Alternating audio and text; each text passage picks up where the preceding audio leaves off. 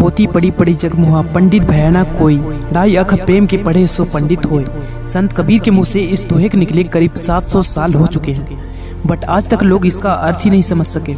तोती की तरह वेद पुराणों को रटने वाले हमारे पंडित पुरोहित भी अभी प्रेम को समझ पाए, इसलिए वे भी प्रेम मोहब्बत को पाप साबित करने पर तुले हुए हैं। दरअसल आजकल लोगों ने प्रेम के नाम पर इतना कचरा फैला दिया कि इस पर सवाल उठाना लाजमी है। जैसे, क्या प्यार करना पाप है? क्या प्यार करना गुनाह है? क्या प्यार करना गलत है? आइए इस वीडियो में इन्हीं सवालों के बारे में बात करते हैं। नंबर 1, क्या प्रेम करना पाप?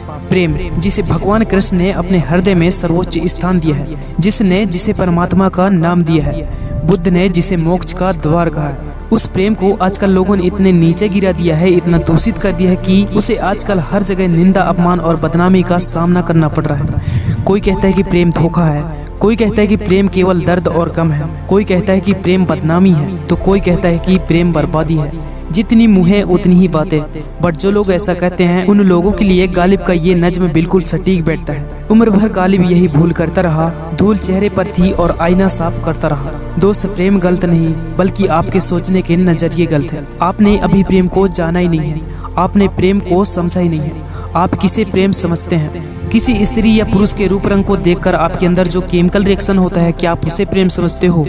अरे वह कहाँ प्रेम की बराबरी करेगा, कहाँ राजा भोज और कहाँ गंगू तेली। वह बस एक शारीरिक आकर्षण है। ये जो आप किसी के रंग रूप या धन दौलत पर आसक्त होकर उसे हासिल करने की चाहत करते हैं, इसमें तो आपकी स्वार्थ और वासना दिखती है। इसमें प्रेम कहाँ है? जरूर अपने प्रेम का मुखौटा लगाकर ऐसा ही कुछ किया होगा। आजकल अधिकांश लोग तो ऐसे ही करते हैं। प्यार या परिवार, दोनों में से किसी एक को चुनना पड़े तो आप किसे चुनना चाहोगे? मैंने देखा है कि आजकल के प्रेमी प्रेमिकाओं को जो देश के नेताओं की तरह पार्टी बदलते रहते हैं, जरा सी बात इधर उधर हो जाए तो तुरंत शिकवा शिकायत शुरू हो जाती है। प्रेम कब घरड़ा का रूप ले लेता है पता ही नहीं चलता। कोई किसी दूसरे से हंसकर बात कर ले तो प्रेम तुरंत ईर्ष्या और नफरत बन जाता है। प्रेम इतनी जल्दी नफरत कैसे बन सकता है? और अगर प्रेम नफरत बन सकता है तो कैसा प्रेम है?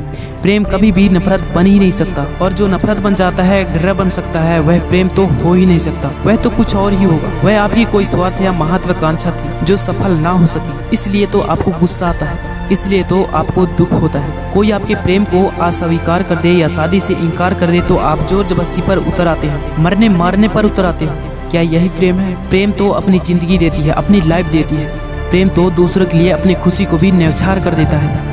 प्रेम तो त्याग और समर्पण होता है। आप तो प्रेम के नाम पर एक दूसरे को शोषण कर रहे हो, प्रेम के नाम पर एक दूसरे को गुलाम बनाना चाहते हो। यह प्रेम कैसे हो सकता है मेरे भाई? प्रेम तो स्वतंत्रता है यार। आजकल प्रेम के नाम पर बड़ी बड़ी राजनीति हो रही है। बस किसी से आई लव यू कह दो और अपने जाल में फंसाकर अपना मतलब पूरा कर लो। आजकल प्रेम के नाम पर सब यही चल रहा है। आपके प्रेम में भी शायद यही सब चल रहा होगा। शायद आपके प्रेम में कीचड़ मिला होगा। शायद आपने ही अपने प्रेम को पूरा करकट डाल दिया होगा, तभी आपको हीरा दिखाई नहीं दिया होगा। वरना प्रेम तो कल भी हीरा था और आज भी हीरा है, एकदम 24 कैरेट बिल्कुल शुद्ध। हाँ, आपने जो किया होगा वह प्रेम नहीं, कुछ और ही होगा। शायद प्रेम के नाम पर कूड़ा कचरा ही होगा।